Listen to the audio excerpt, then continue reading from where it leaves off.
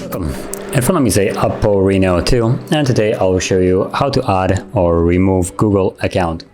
So before we get started, there is one thing that you need to do, which is be connected to a network, which I already am, to Wi-Fi, but also mobile will work just as well.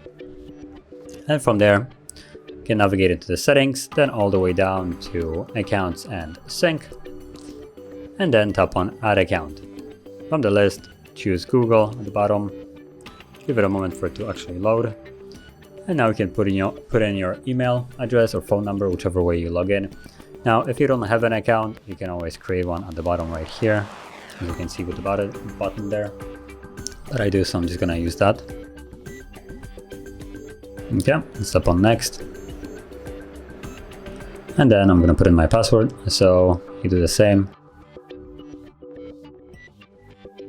And you should see the welcome screen from Google.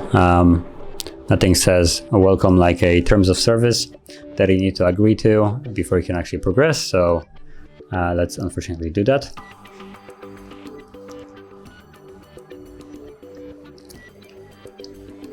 And then make sure, or actually not make sure, but if you want to have Google backup or not, it's all up to you. What it will allow you to do is sync all kinds of data between multiple devices that are on the same account.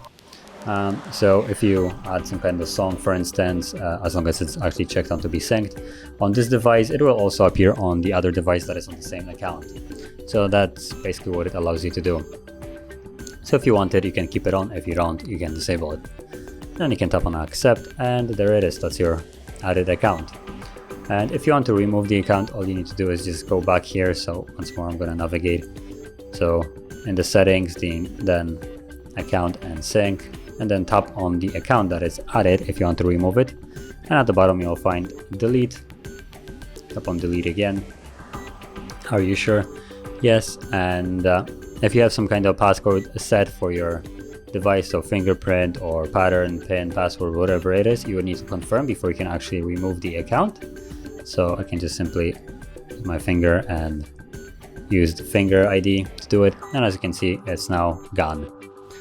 So if you found this video helpful, don't forget to hit like, subscribe, and thanks for watching.